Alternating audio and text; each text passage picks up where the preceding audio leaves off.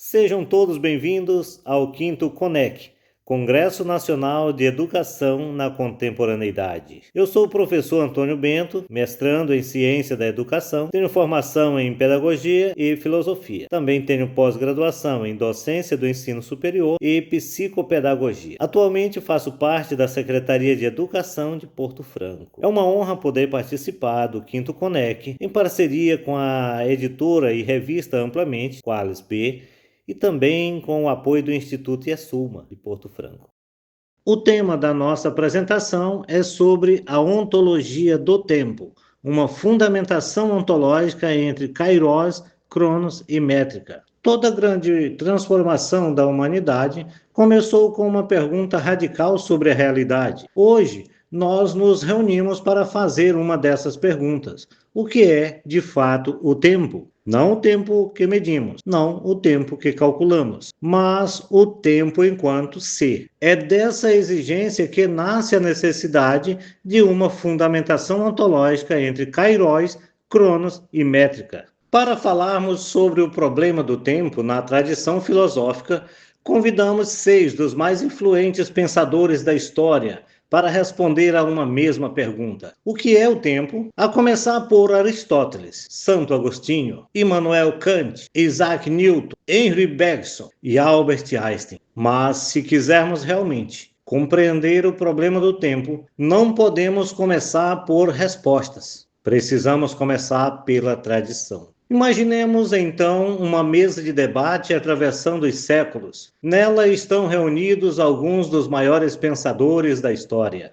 E a cada um deles fazemos a mesma pergunta: o que é o tempo? Para Aristóteles, o tempo é o número do movimento segundo o antes e o depois. Para Agostinho, o tempo não está nas coisas, mas na alma que o experimenta. Para Newton, o tempo é absoluto, verdadeiro e flui igualmente, independentemente de tudo. Para Kant, o tempo não é uma propriedade do mundo físico, mas uma forma da sensibilidade. Para Bergson, o tempo não se mede, ele é duração vivida. Para Einstein, o tempo não é fixo. Ele se curva, se dilata, depende da matéria e do movimento e é medido pelos relógios. Temos aqui 6 respostas, 6 concepções profundas, 6 formas distintas de compreensão do tempo. E, no entanto, nenhuma delas encerra a questão. É exatamente aqui que o problema do tempo se revela. Este mesmo debate filosófico sobre o que é o tempo foi tema de debate em uma de nossas aulas do curso de mestrado em Ciência da Educação. Certo dia, em uma dessas aulas, era conduzida pelo professor Dr. Oswaldo Vieira da Silva, PhD, e então me veio a oportunidade de fazer uma pergunta. Então perguntei: quando um relógio de precisão atômica se encontra em uma espaçonave, foguete, satélite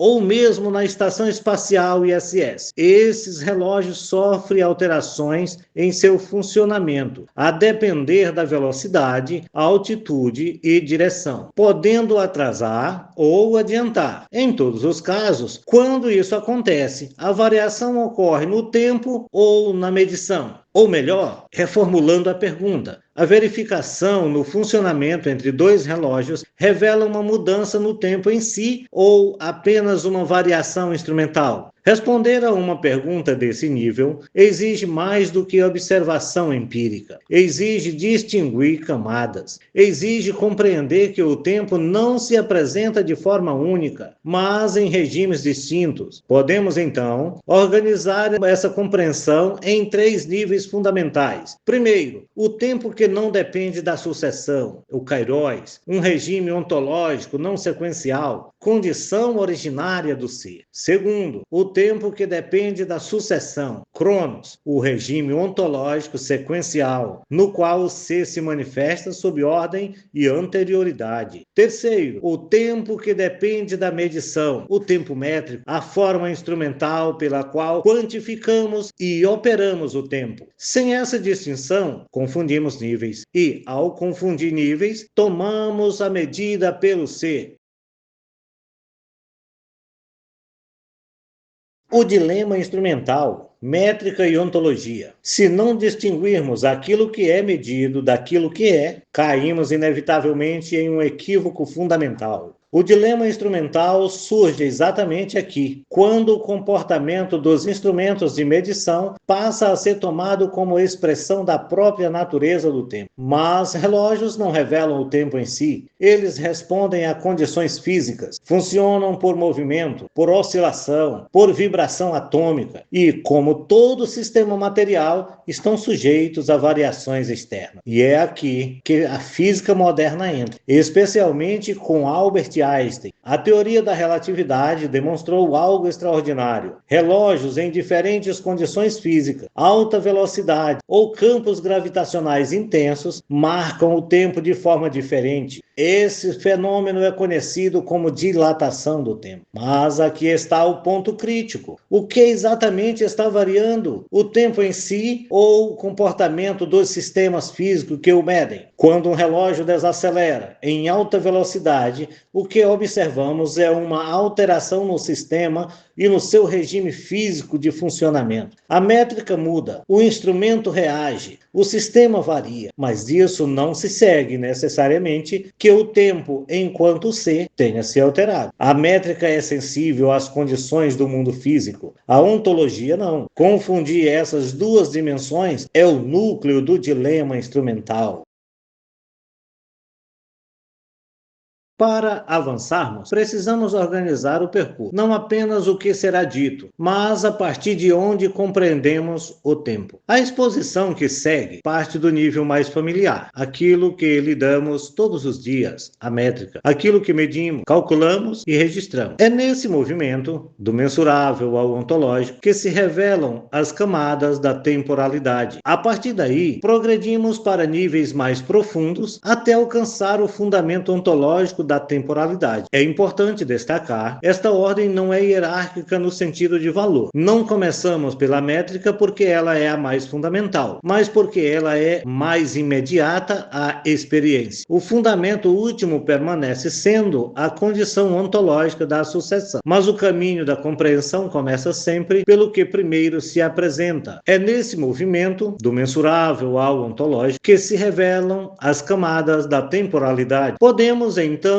descrever as camadas da temporalidade a partir de 3 níveis fundamentais. Primeiro, o nível mais imediato, o tempo métrico. Trata-se do tempo matemático, quantificado e operacional. É o tempo dos relógios, dos calendários, das equações. Não é o tempo em si, mas a forma pela qual o tempo é mensurado. É um regime instrumental, dependente de sistemas físicos e orientado à quantificação. Segundo, avançamos para o nível do crono. Aqui já não estamos mais no plano da medição, mas no plano da estrutura do próprio ser sob sucessão. O tempo aparece como ordem, antes e depois, causa e efeito, sequência e duração. É nesse sentido que Isaac Newton o compreende como um tempo universal, contínuo, que flui de maneira regular. Trata-se, portanto, de um regime ontológico sequencial, no qual o ser se manifesta em sucessão. Terceiro, alcançamos o nível do kairos. Aqui, a sucessão já não é condição. Não há antes nem depois. Não há sequência. Não há medida. O tempo não se apresenta como fluxo, mas como condição. Trata-se de um regime ontológico não sequencial, uma dimensão originária na qual o ser não se distribui em eventos, mas se funda. Temos, assim, 3 camadas distintas: o tempo que medimos, o tempo que se manifesta em sucessão e o tempo enquanto fundamento. E compreender o tempo exige, antes de tudo, não confundir essas dimensões, porque é exatamente na confusão entre essas camadas que surgem os principais erros da tradição. Se avançarmos na história, veremos que aquilo que chamamos de medição do tempo é, na verdade, a história da sofisticação dos instrumentos. Uma escala crescente de precisão, mas não necessariamente de compreensão. As primeiras medições surgem com o gnômon. Aqui não se mede o tempo em si, mas a posição relativa da luz solar projetada como sombra. Em seguida, surge a clepsidra e a ampulheta. Aqui também não se mede o tempo, mede-se o fluxo, o escoamento de água, o deslocamento de areia. Com o relógio mecânico e posteriormente o de pêndulo, há um salto de regularidade, mas ainda assim não se mede o tempo em si, mede-se um padrão de repetição, cuja estabilidade depende da gravidade e das condições mecânicas do sistema. Com os relógios de quartzo, a precisão se torna ainda maior. A medição passa a depender da oscilação cristalina, cerca de 32.768 vibrações por segundo. O princípio continua o mesmo. Não medimos o tempo, medimos um processo físico estável. E então chegamos ao ápice da precisão instrumental. Surge o relógio atômico. Aqui a referência é a transição de energia dos elétrons em átomos com uma frequência extremamente estável, 9.192.631.770 ciclos por segundo. Este é hoje o padrão que define o segundo. Mas apesar de toda essa sofisticação, algo fundamental permanece inalterado. Não medimos o tempo em si, medimos fenômenos físicos que utilizamos como referência para quantificá-lo. A precisão aumenta, os instrumentos evoluem, mas o dilema ontológico permanece. A história da medição do tempo é a história da precisão dos instrumentos, não da descoberta da essência do tempo. Métrica como construção convencional. Se a métrica pertence ao nível operacional, então suas unidades não são ontológicas, são convencionais. Isso significa que aquilo que utilizamos para organizar o tempo não é imposto pelo próprio tempo, mas é estabelecido por acordos humanos. 60 minutos por hora é uma convenção. 24 horas por dia é uma convenção histórica. 12 meses por ano é uma convenção cultural. Nada disso é ontologicamente necessário. Poderíamos dividir o dia de outra forma. Poderíamos organizar o ano segundo outros critérios. Poderíamos redefinir unidades, escala, intervalo e ainda assim o tempo enquanto ser permaneceria inalterado. Isso revela algo fundamental. A métrica não emerge da essência do tempo. Ela é construída para operar sobre ele. A métrica organiza, a métrica padroniza, a métrica permite cálculo, mas ela não funda o tempo. Confundir convenção com ontologia é atribuir necessidade ao que é apenas acordo. O tempo não se divide em horas. Nós dividimos para medi-lo e não se organiza naturalmente em anos. Nós o estruturamos para contá-lo. Horas, dias, meses e anos não são propriedades do tempo, mas convenções que tornam possível sua medição.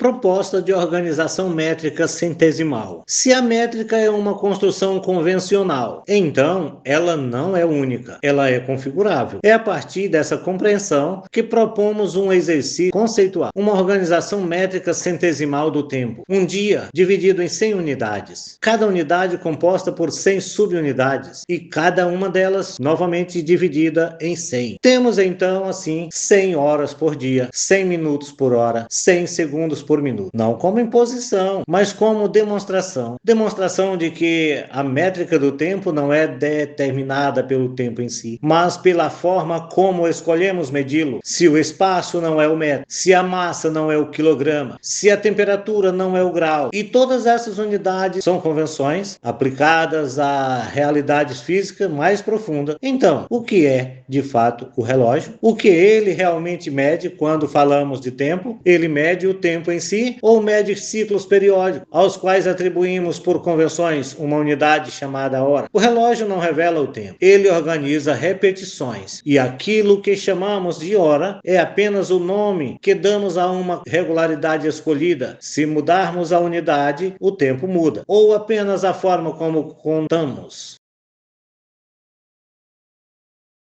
Proposta de organização do calendário anual. Se a métrica do tempo é convencional, então ela pode e deve ser aprimorada. É nesse contexto que propomos uma nova organização do tempo civil, o modelo 1035, um ano composto por 10 meses, cada um com 35 dias, organizados em 5 semanas complementares. Uma estrutura simples, porém simétrica e replicável. Para compreender o alcance dessa proposta, precisamos olhar primeiro para o modelo atual, o calendário gregoriano. Meses com 28 dias, 29, 30 e 31 dias. Trimestres desiguais, semanas que atravessam meses, datas móveis que desorganizam ciclos. Não há simetria matemática. E essa ausência de simetria gera consequências práticas, dificulta o problema financeiro, compromete a organização escolar, fragmenta ciclos produtivos e complica análises estatísticas. O modelo 1035 resolve essas distorções de forma direta. Todos os meses com 35 dias, todos os meses com exatamente 5 semanas, a mesma estrutura repetida ao longo de todo o ano. Resultado: previsibilidade absoluta. Aplicação prática: empresas, bancos e governos operam por ciclos, mês, trimestre, semestre, exercício fiscal. No modelo atual, esses ciclos são irregulares. No modelo 1035, tornam-se perfeitamente proporcionais. Trata-se de um sistema mais organizado em relação ao modelo gregoriano,